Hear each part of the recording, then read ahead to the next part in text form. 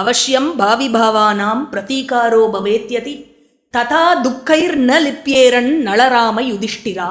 இது ஒரு சுபாஷிதம்.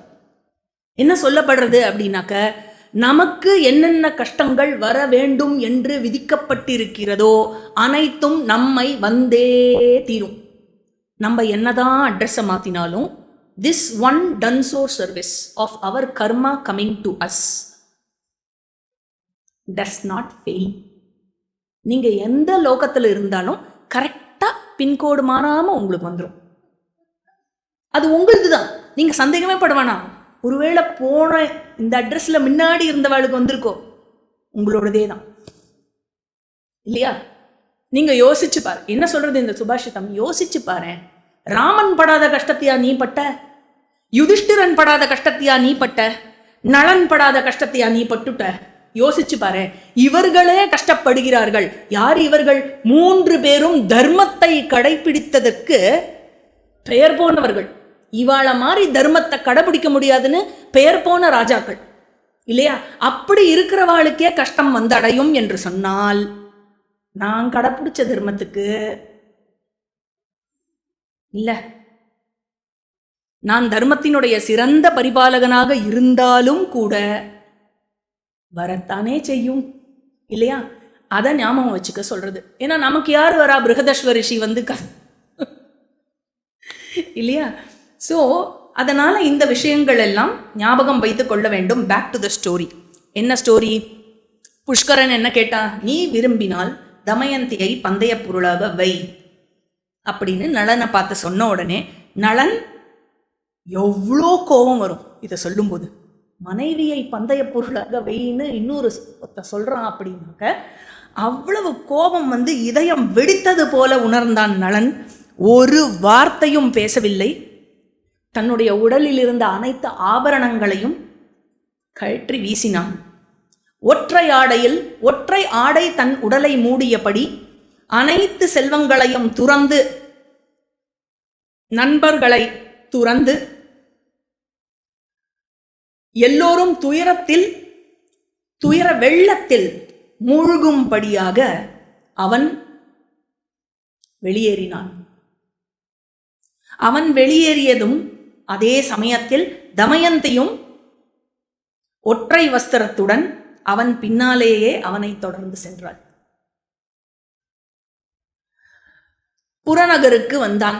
நிஷாத நாட்டினுடைய புறநகருக்கு, அவுட்ஸ்கர்ட்ஸ்னு சொல்லுவா இல்லையா, அந்த மாதிரி இடத்துக்கு வந்தான். அங்கு தன் மனைவியுடன் 3 இரவுகள் தங்கினான். ஏ ராஜா யுதிஷ்டிரா, பிருகதஸ்வ ரிஷி சொல்றார், எதுக்கு? கவனமாக கேளு. என்ன சொன்னான் புஷ்கரன் தெரியுமா? நளன் மீது கவனம் செலுத்தும் எவனும் கொல்லப்படுவான் என்று நகரம் முழுவதுமாக பிரகடனம் செய்தான் புஷ்கரன். இந்த மாதிரி ஏதாவது உனக்கு நடந்தது? நளனை யாராவது பின்தொடர்ந்தாலோ, அவனை ஆதரித்தாலோ, அவன் தண்ணி கேட்டா கொடுத்தாலோ, சாப்பாடு கொடுத்தாலோ, தங்கறதுக்கு இடம் கொடுத்தாலோ, அவன் கூப்பிட்டா திரும்பி பார்த்தாலோ யார் பண்ணுவா? புஷ்கரன் இவ்வார்த்தைகளாலும் நளன் மீது கொண்டிருந்த விரோத மனப்பான்மையை அறிந்ததாலும் அந்நாட்டு குடிமக்கள், ஹே யுதிஷ்டிரா, நளனுக்கு எந்த விருந்தோம்பலும் செய்யவில்லை. எப்படி இருக்கும் அவளுக்கெல்லாம் மனசு? தான் தெய்வமா கும்பிட்ட ராஜா அவன். ஆனா தன்னுடைய உயிருக்கு பயந்து, ஏன்னா எதிர்த்து நிக்கிறதுக்கு சக்தி இல்லை, போராடுறதுக்கு சக்தி இல்லை, பயந்து எவ்வளவு துக்கம் நெஞ்சடைக்க நளனுக்கு விருந்தோம்பல் செய்யாமல் வீட்டுக்குள்ள போய் கதவை அடைச்சுப்பா இல்லையா? பசியால் துன்புற்ற அம்மன்னன் நளன் பழங்களையும் கிழங்குகளையும் தேடிச் செல்ல ஆரம்பித்தான். தமயந்தியும் அவனை பின்தொடர்ந்து சென்றாள். பட்டினியால் துயரம் கொண்ட நளன் பல நாடுகளுக்கு செல்ல ஆரம்பித்தான். பிறகு என்னாச்சு? வழியில் தங்க நிறத்தால் ஆன ஒரு பறவை கூட்டத்தை கண்டான். தங்க நிறத்தால் ஆன சில பறவைகள் சேர்ந்திருக்கும் ஒரு கூட்டத்தை கண்டவுடன் பயங்கர பசி. இன்னைக்கு பொன் நிறத்தாலான பறவை அப்படின்னா 2 விஷயம் இருக்கு. ஒன்று, உடனே உணவாக்கலாம். இன்னொன்று, அந்த பறவையை பிடிச்சிட்டு போய் வித்தானா, யாராவது பக்கத்தில் காட்டில் எங்கெங்கேயாவது சின்ன சின்ன குடிகளில் போய் வித்தான் அப்படின்னு சொன்னால் அவள் காசு கொடுப்பா. அதுக்கப்புறம் திருப்பி அடுத்த வேளை சாப்பாடுக்கு பைசா கிடைக்கும் இல்லையா? அதனால இவை எனது இன்றைய உணவும் செல்வமும் ஆகும் என்று சொன்னான் நளன். என்று கருதிய நளன் இப்போ பறவையை பிடிக்கணும், கையில் வலை எதுவும் இல்லை. உடனே என்ன பண்ணான், தான் உடுத்தி இருந்த அந்த ஒற்றை வஸ்திரம் இருக்கு இல்லையா, அதை எடுத்து அந்த பறவை கூட்டத்தின் மேல் வீசினான் அவைகளை பிடிப்பதற்காக. உடனே அந்த பறவைகள் நளனிடம் திரும்பி பேச ஆரம்பித்தன. ஏ சிறுபுத்தி கொண்டவனே நளா, நாங்கள் நீ ஆடிய பகடையாத்திர ஆட்டத்தின் காய்களாக இருந்தோம். இந்த ஆடையுடன் கூட நீ செல்லக்கூடாது என்று நாங்கள் விரும்பியதால் உனது இந்த ஆடையை எடுத்துச் செல்வதற்காகவே நாங்கள் வந்தோம் என்று சொல்லிவிட்டு எல்லா பறவையும் அந்த வஸ்திரத்தை எடுத்து பறந்து சென்று விட்டன. அந்த ஒற்றை ஆடை கூட இல்லாதவனாக ஒரு பைத்தியக்காரனை போல் நின்றான் நளன். நளன் சொல்றான் தமயந்தியை பார்த்து, ஏ களங்கமற்றவளே தமயந்தி, யாருடைய கோபத்தால் நான் என்னுடைய நாட்டை இழந்தேனோ, யாருடைய கோபத்தால் பசிக்கு ஆளானேனோ, யாருடைய கோபத்தால் நிஷாதர்கள் அவர்களுடைய விருந்தோம்பலை பெற முடியாதவனானேனோ, அவைதான் இந்த பறவைகளுடைய ரூபம் கொண்டு வந்து என்னுடைய வஸ்திரத்தை எடுத்து சென்று இருக்கின்றன. வேற எதுவுமே இல்லை.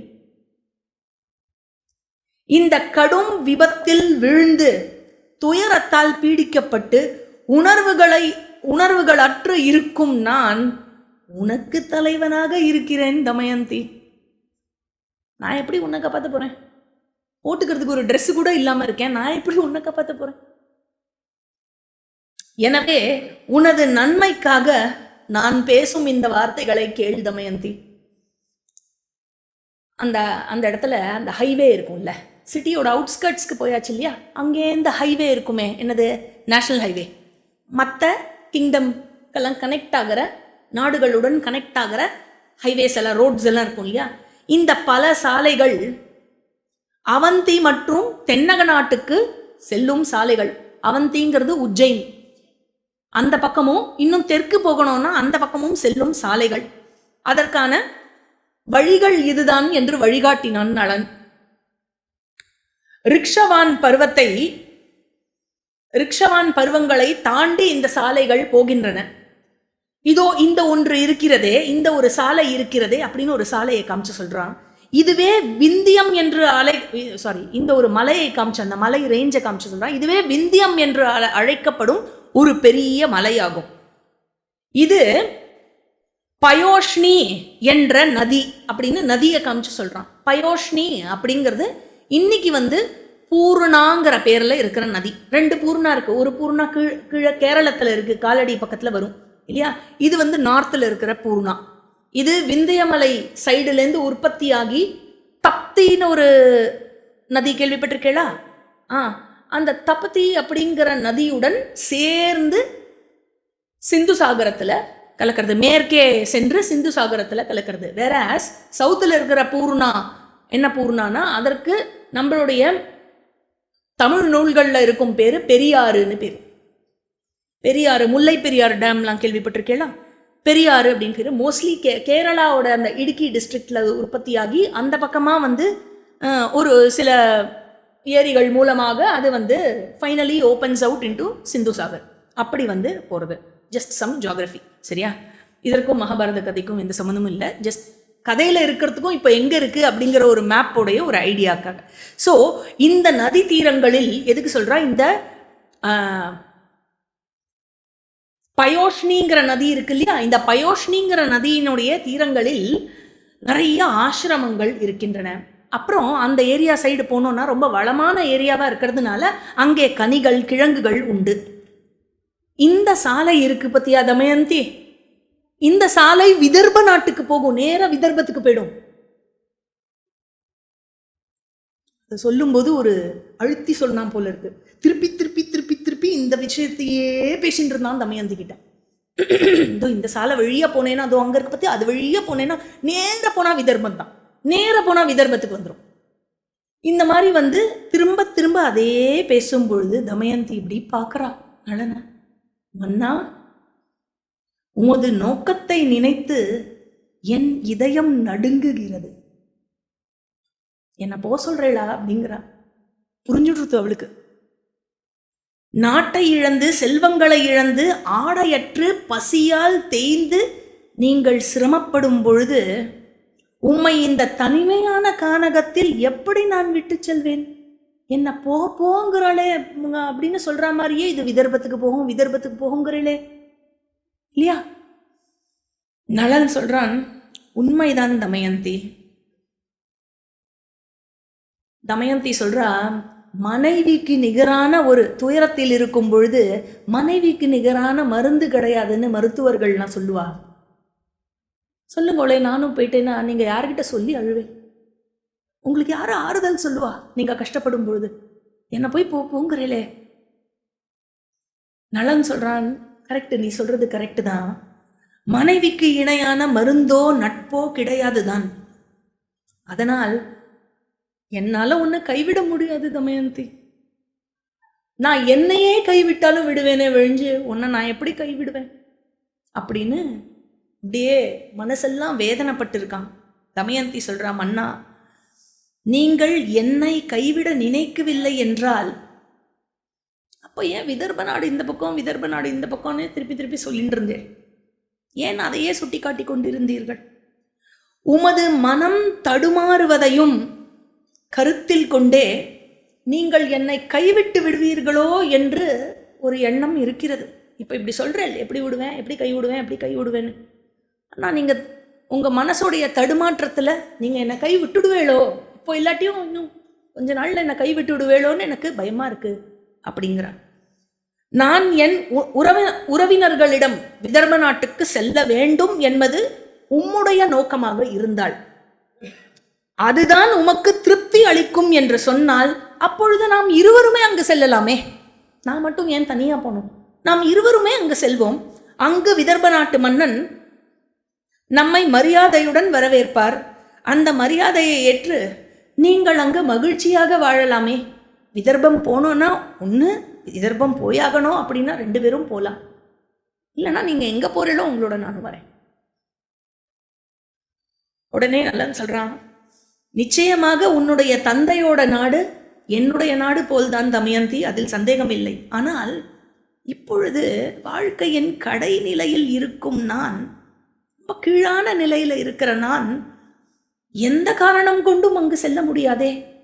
தமயந்தி, முன்பொரு காலத்தில் உனது இன்பத்தை அதிகரிப்பதற்காக அங்கு மகிழ்ச்சியுடன் நான் தோன்றினேன் உன் கண் முன்னால். இன்னைக்கு உன்னுடைய சுயம்பரத்தன்னைக்கு. ஆனால் துன்பத்தில் இருக்கும் நான் இப்பொழுது உன்னுடைய வருத்தத்தை தான் அதிகரிப்பேன் விதர்பம் சென்றான். எப்படி நான் விதர்பம் செல்வேன் அப்படின்னு சொன்னான். பிருகதஸ்வர் சொல்றார், 2 பேரும் உடனே என்ன பண்ணா, இப்போ ஆடை வந்து பறவைகள் தூக்கின்னு போயிடுது. இப்போ நளனுக்கு ஆடை எங்கேருந்துன்னா தமயந்தியோட சாரி இருக்கு இல்லையா, தமயந்தியோட சாரி அதையே 2 பேரும் ஒரே ஆடையை 2 பேருமாக உடுத்தி கொண்டார்கள் சேர்ந்து. அப்படி ஒரே வஸ்திரத்தை 2 பேரும் தன்னை சுற்றி உடுத்தி கொண்டு அங்கேயும் இங்கேயுமாக அலைந்து திரிந்து கொண்டிருந்தார்கள். பசி மற்றும் தாகத்தால் களைப்படைந்து கடைசியாக பயணிகளுக்காக கட்டப்பட்டிருந்த ஒரு மண்டபத்தை, ஒரு சத்திரத்தை அடைந்தார்கள். தூசி படிந்து அழுக்கடைந்து மெலிந்த ஒரே ஒரு வஸ்திரம். அந்த வஸ்திரம் அவர்கள் இருவருமாக சேர்ந்து அணிந்திருந்தார்கள். பெரும் களைப்படைந்திருந்தான் நளன். அந்த தரையில் தமயந்தியுடன் அப்படி ஆசுவாசப்படுத்திக் கொள்வதற்காக உட்கார்ந்த உடனே விழுந்து தூங்கி போயிட்டான். தமயந்தி ஆழ்ந்த உறக்கத்தில் மூழ்கினாள்.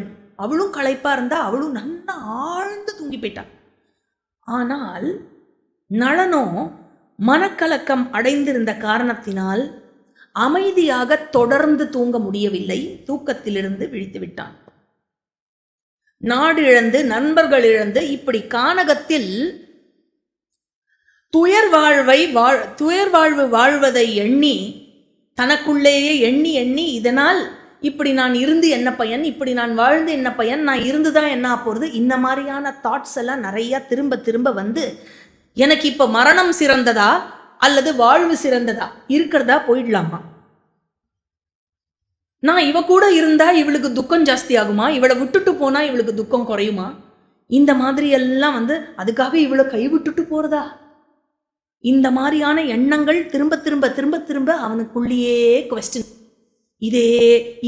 இந்த பெரும் துன்பத்தை அவள் எனக்காகவே தான் ஏற்றுக்கொண்டுள்ளாள். இல்லைன்னா அவளுக்கு என்ன ராஜாத்தி, என்னாலதான் அவள் இப்ப கஷ்டப்பட்டு இருக்கா, நான் கெட்டு போனேன்ல, அவள் இப்படி கஷ்டப்படுறா பாரு அப்படின்னு தன்னையே பழித்து கொண்டு என் மீது கொண்ட அர்ப்பணிப்பால் என்னுடன் அவள் தங்கி இருந்தாள் அப்படின்னு சொன்னாக்க சந்தேகம் இல்லாமல் அவளை துயர் கவ்வியே தீரும். ஒருவேளை நான் அவளை இப்பொழுது கைவிட்டேன் அப்படின்னு சொன்னா, அப்போ அவ எங்கெங்கேயோ அலைஞ்சிட்டோ கொஞ்ச நாள் அழுவா, கண்டிப்பா அழுவா. அழுதுட்டும் என்ன பண்ணுவா, விதர்ப்பத்துக்கு போயிடுவாவோ, போய் அப்பா கிட்ட போய் அவ கொஞ்சம் சந்தோஷமா இருப்பா இல்ல, நான் இல்லாம தனியா அவ எங்கேயும் சுத்த மாட்டா இல்லையா. அந்த மாதிரி அவ வந்து அவள் சில காலம் மகிழ்ச்சியாக இருப்பதற்கு வாய்ப்புகள் உண்டு என்று கருதினான். திரும்ப திரும்ப எண்ணினான். பின்னர் தமயந்தியை கைவிடுவதே சிறந்த வழி என்று தீர்மானம் செய்தான் நளன். தீய கலியால் தாக்குதலுக்குள்ளான அவனுடைய மனம் அவளை கைவிடுவதே சரி என்று தீர்மானித்தது. இருப்பினும் ஒரே ஆடைக்குள் இருவரும் இருக்கிறார்கள்.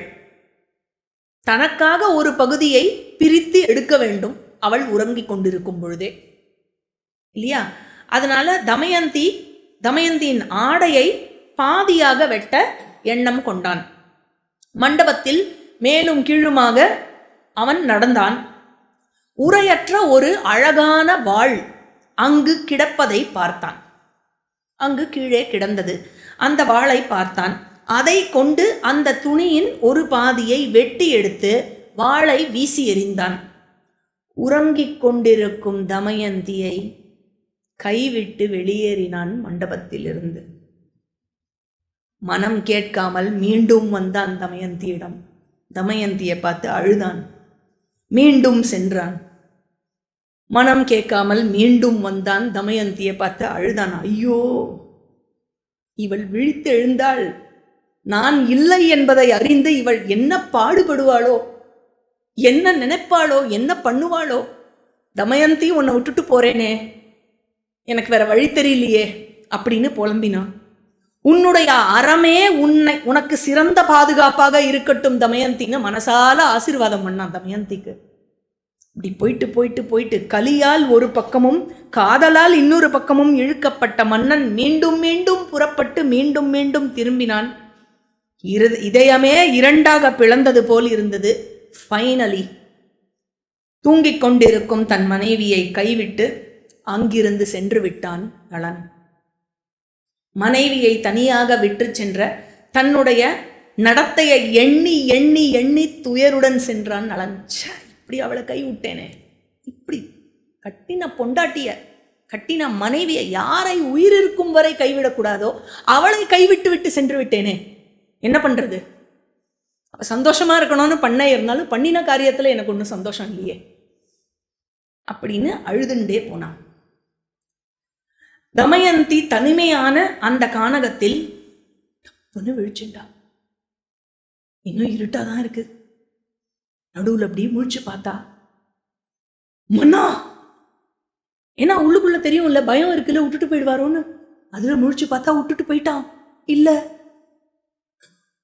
மன்னா, என்னை கைவிட்டு விட்டீர்களா? ஹே பிரபோ, என்னை விட்டு விட்டீர்களா அப்படின்னு பார்த்துட்டு, என்னை கைவிடலாமா நீங்கள்? உமக்காகவே அர்ப்பணித்து இருந்தேனே, என்னை கைவிடலாமா? உமக்கு நான் என்ன தீங்கு செய்தேன்? ஸ்வயம்பரத்தில் அன்று லோகபாலகர்கள் முன்னிலையில் நீங்கள் என்னிடம் பேசிய வார்த்தைகள், அந்த வார்த்தைகளுக்கு உண்மையாக நீங்கள் நடந்து கொள்ளவில்லையே. என்ன சொன்னீர்கள்? காலம் பூரா உனக்கு நான் அர்ப்பணித்து இருக்கும் கணவனாக இருப்பேன் தமயந்தி என்று சொன்னீர்களே, அதற்கு அந்த உண்மையை நீங்கள் இப்போ காக்கவில்லையே, அந்த உண்மையின்படி நடந்து கொள்ளவில்லையே. மன்னா, என்னுடன் விளையாடாதீர்கள், நீங்கள் இங்கேதான் இருக்கிறீர்கள் என்று எனக்கு தெரியும். அதோ அந்த புதர் பின்னாடி இருக்கிறீர்கள், நான் பார்த்து விட்டேன். வெளியில் வாருங்கள், உம்மை வெளிக்காட்டிக் கொள்ளுங்கள், என்னால் இதற்கு மேல் தாங்க முடியவில்லை அப்படின்னு அழறா. அப்பவும் நளன் எங்கேயும் வரல. இங்க இருக்கேளா, அங்க இருக்கேளா, இங்க இருக்கேளா, அங்க இருக்கலாம், தேடு தேடு தேடு தேடுன்னு பைத்தியக்காரி மாதிரி தேடுற. நளனை காணோம். அழுது கொண்டே அங்கும் இங்கும் ஓடினாள், பயத்தாள், சுருங்கினாள், சத்தமாக ஒப்பாரி வைத்தாள். மனரோதனம்னு பேரு. நடு காட்டுல மாட்டிண்டு ஓன்னு கத்தினாலும் யாரும் ஹெல்ப்புக்கு வரமாட்டா. ஓன்னு அழறா. எந்த உயிரினத்தின் காரணத்தால், எந்த உயிரினத்தின் சாபத்தால் என்னை விட்டு பிரிந்திருக்கும் இந்த துன்பத்தை மன்னர் அனுபவிக்கிறாரோ அந்த உயிரினம் எங்களை விட அதிகமான துன்பத்தை தாங்கட்டும். ஒரு பாவமும் மற்ற என்னுடைய மன்னருக்கு இந்த நிலையை கொடுத்த அந்த உயிரினம் அதிகமான தீமையை கொண்ட மோசமான வாழ்வை வாழட்டும் அப்படின்னு சபிக்கிறார். யார் இதுக்கெல்லாம் காரணம்? என்னுடைய மன்னர் இந்த துன்பத்தை அனுபவிப்பதற்கு அவருக்கு இதை விட அதிகமான துன்பம் வரட்டும் அப்படின்னு சபிக்கிறார். ஒப்பாரி வைத்துக் கொண்டு தன்னுடைய தலைவனை தேடத் தொடங்கினார். இங்க வந்தாரா, அங்க வந்தாரா, எங்க போனார், எந்த பக்கம் போனார் தெரியல. ஒப்பாரி வைத்துக் கொண்டே பெரும் உருவம் கொண்ட ஒரு பாம்பின் அருகில் வந்தாள். பெரிய பாம்பு. அழுதுண்டே வந்தா, எதை பத்தியும் கவனிக்கல. அதாவது மொத்தமா வாழ்க்கையே போனா மாதிரி இருக்குல்ல, நடைபிணமா சுற்றின்னு இருக்க அவளுக்கு அந்த பாம்பு ஒரு பொருட்டாவே தெரியல. அந்த பாம்பு திடீரென்று தமயந்தியை பற்றியது. அப்பவும் அந்த பாம்பு தன்னை கடிக்க போறதே, உயிர் போறதேன்னு அவ கத்தல. ஹே பிரபோ, இந்த கானகத்தில் என்னை தனியாக விட்டு விட்டு சென்று விட்டீர்களே, உமக்கு ஆறுதல் கூறுவதற்கு யார் இருக்கிறார்கள் என்று என்னை விட்டு நீங்கள் சென்று விட்டீர்கள் அப்படின்னு நளனை நினைச்சு அழறா. அவ இப்படி நளனை நினைச்சு அழுது கொண்டிருக்கும் பொழுது என்ன ஆறுது, அந்த பாம்பு அவளை சுத்த ஆரம்பிச்சு அவளை கவ்வி முழுங்கிறதுக்கு ரெடி பண்ணிட்டு இருக்கு. ஆனா அவ இப்படி நளனை நினைச்சு கத்தி அழுதுன்னு இருக்கா இல்லையா, அந்த கூக்குரலை கேட்டான் அங்கு உலவிக் கொண்டிருந்த வேடன் ஒருவன். கேட்டவுடன் அவளது புலம்பலை கேட்டு விரைந்து வந்தான். அங்கு அவளுடைய நிலையை பார்த்தவுடன் அந்த பாம்பினுடைய தலையை தன்னுடைய கூர்மையான ஆயுதத்தால் வெட்டி எறிந்தான். பாம்பினுடைய பிடியிலிருந்து, அந்த சுருளிலிருந்து சிக்கியிருந்த தமயந்தியை விடுவித்தான். அவள் அப்படியே பார்க்கறான். உடம்பெல்லாம் தூசி படிஞ்சிருக்கு, அப்படியே தலையெல்லாம் கலைஞ்சு போய் அலங்கோலமா இருக்கா. ஆனா பார்க்கறதுக்கு தேவதை மாதிரி இருக்கா. அப்படியே வெறிக்க அவளை பார்க்கறான். நீ யார்? நீ இங்கு வந்தாய்? இந்த துயரில் நீ எப்படி சிக்கினாய்? என்ன நடந்தது? அவ ஒன்னொன்னா அழுதுண்டே சொல்றச்சே அவ எவ்வளோ அழகா இருக்காங்கிறத மட்டும் பார்த்துட்டு இருக்கான்.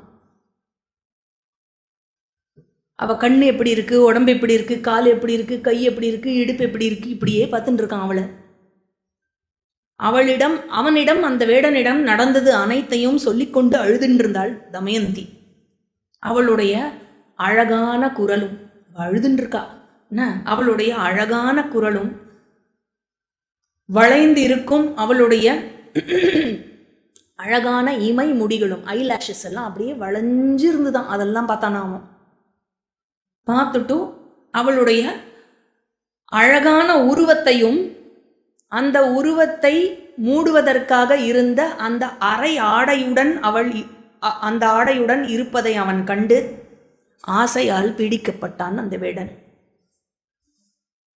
இதை அறிந்து அவன் தன்னை தவறாக அணுக முயற்சிக்கிறான் என்பதை அறிந்து கொண்டாள் தமயந்தி. அவனை எரித்துவிடும் ஒரு பார்வையை பார்த்தாள். வேடனோ காமத்தில் எரிந்து கொண்டிருந்தான். அவள் மீது தன்னுடைய பலத்தை பயன்படுத்த தொடங்கினான். சுடர் விட்டெறியும் தழல் என வெற்றி கொள்ளவே முடியாதவளாக இருந்தாள் தமயந்தி. நான் நிஷாதராஜன் நளனை தவிர வேறு யாரையும் மனதால் கூட நினைத்ததில்லை என்பது உண்மையாக இருந்தால் இழிந்தவனே, உன் உடல் உயிரற்று விழட்டும். அப்படின்னா அவ சொன்ன உடனே, அந்த சாபத்தை கொடுத்த உடனே அக்னியால் உட்கொள்ளப்பட்ட மரம் போல் உயிரற்று விழுந்தான் வேடன். வேடனை அழித்துவிட்டு அந்த காட்டுக்குள் பயணிக்க தொடங்கினாள். இரவு நேரம், கும் இருட்டு காடு இல்லையா? அங்க நடுவில் யார் லைட் போட்டு வச்சிருக்கா நமக்கு? வெட்டுக்கிளிகளின் கீச்சொலிகள் நிறைந்த அந்த தனிமையான பயங்கரமான காடு. வெட்டுக்கிளிகள் தெரியும்ல, அந்த நைட்ல அந்த கீ கீ கீ கீ கீ கீ கீன்னு அந்த சத்தம் கேட்டுட்டே இருக்குமே. அங்கு தொடர்ந்து முன்னேறினாள். அந்த காடு எப்படிப்பட்ட காடு என்றால், சிங்கங்கள், சிறுத்தைகள், மான்கள், புலிகள், எருமைகள், கரடிகள் போன்ற கொடிய மிருகங்கள் நிறைந்திருந்த காடு. பல வகையான வைல்டு பேர்ட்ஸ், பறவைகள் நிறைந்திருந்த காடு. திருடர்கள் நிறைந்திருந்த காடு. மிலேச்ச கூட்டங்கள், குடிகள் நிறைந்திருந்த காடு. அப்புறம் ரொம்ப அழகான காடாகவும் இருந்தது. என்னென்ன மாதிரியான மரங்கள் இருக்குன்னு வர்ணிச்சு எழுதுறார். எங்கெங்கெல்லாம் காடை பத்தி சொல்லியிருக்கோம், அந்த இடத்த பத்தி சொல்லியிருக்கோம், அங்கெல்லாம் வியாசாச்சாரியார் பியூட்டிஃபுல்லா எந்த மாதிரியான மரங்கள் லிஸ்ட் ஆஃப் ட்ரீஸே கொடுக்குறார். அந்த மாதிரி அங்கங்க அந்த வர்ணனை எல்லாம் ரொம்ப அழகா கொடுத்துருக்கார். விலங்குகள் நிறைந்த பல காடுகளையும் பல மலைகளையும் கடந்தாள் தமயந்தி. அப்படியே நடந்துட்டே போனான். வழியில் எண்ணற்ற பாம்புகள் கண்டாள். அப்புறம் குட்டிச்சாத்தான்கள் கண்டாள். கடும் முகத்தோற்றம் கொண்ட ராட்சசர்களை கண்டாள். தடாகங்கள், குளங்கள், சிறு குன்றுகள், சிற்றோடைகள், நீரூற்றுகள், இந்த மாதிரி பல விஷயத்தை அவள் கண்டாள். வழியெல்லாம் காட்டுப்பன்றிகள், கரடிகள், பலவிதமான பாம்புகள் அனைத்தையும் அந்த கானகத்தில் கண்டாள். இருப்பினும் தன்னுடைய அறம், புகழ், நற்பேறு, பொறுமை ஆகியவற்றால் பாதுகாப்புடன் இருந்தாள் தமயந்தி. அவ கடைப்பிடிச்ச தர்மம் அவளை காப்பாற்றியது. தனியாக நளனை தேடி அலைந்தாள். ஒரு கல்லில் அமர்ந்து கொண்டு நளனை நினைத்து புலம்பினாள். அவ அழுதுன்னு இருக்கச்சே அந்த பக்கமா ஒரு புலி வந்தது. புலம்பின்ண்டே இருந்தா, பேசிண்டே போய் லாங் டைலாக்னு புலம்பின்ண்டே இருக்கா. நளனை பத்தி புலம்பின்ண்டே இருக்கச்சே தோ ஒரு புலி வருது அப்படின்னு சொல்லிட்டு, ஏ புலியே, நீ ஏன் இந்த காட்டுக்கு ராஜா? நான் யார் என்றால், நான் நிஷாத மன்னன் நளனின் மனைவி தமயந்தி என்று நீ தெரிந்து கொள். நீ என்ன செய்ய வேண்டும் என்றால், இப்பொழுது நீ என்னை சாப்பிட்டு விட வேண்டும். நீ என்னை விழுங்கிவிட்டு நான் இப்பொழுது இருக்கும் பெரும் துயரில் இருந்து நீ என்னை விடுவிக்க வேண்டும். இதுதான் உனக்கு இருக்கிற ஜாப். என்னை சாப்பிட்டு தயவு பண்ணி நான் போயிடுறேன், போரும், என்னை இந்த துயரத்திலிருந்து விடுதலை செய் அப்படின்னு புலி கிட்ட பேசினா. புலி அவ பேசினது எல்லாத்தையும் பேஷண்டா கேட்டுட்டு அது பாட்டுக்கு திரும்பி போயிடுச்சு. அப்புறம் என்ன பண்ணா, போனா மலை இருந்தது. மலையை கண்டு புலம்பினாள். நான் நிஷாத மன்னனின் மனைவி தமயந்தி, என்னோட பேரு. விதர்ப மன்னன் பீமனோட மகள். யார்கிட்ட? மலைகிட்ட பேசிட்டு இருக்கா. விதர்ப மன்னன் பீமன் அவருடைய பொண்ணுனா. குடிமக்களை காத்து வருவாரே மன்னர் பீமன், அவருடைய பொண்ணு. அப்புறம் வீரசேனன்னு நிஷாதமா ராஜா இருந்தார்ல, அவருடைய மாட்டு பொண்ணுனா அப்படின்லாம் மலை கிட்ட சொல்லி, இப்படி பெரிய குடும்பத்தை சேர்ந்தும் செல்வத்தை இழந்து, கணவரை இழந்து, பாதுகாப்பில்லாமல் துயரத்தால் பீடிக்கப்பட்டு நான் இப்பொழுது என் கணவனை தேடிக்கொண்டிருக்கிறேனே, இந்த பயங்கர காட்டில், ஏ மலையே, என்னுடைய மன்னர் நளனை நீ பார்த்தாயா? அவர் இந்த பக்கமா வந்தாரா? நீ பாத்தியா? இப்படி கேட்டுன்னு இருக்கா. ஒவ்வொரு கல்லுகிட்டையும், மலைக்கிட்டையும், மரத்துக்கிட்டையும் கேட்டுன்னு இருக்கா. பிறகு வடக்கு நோக்கி செல்ல ஆரம்பித்தாள். இப்படியே 3 பகல் 3 இரவு நடந்து போயிட்டே இருந்தா.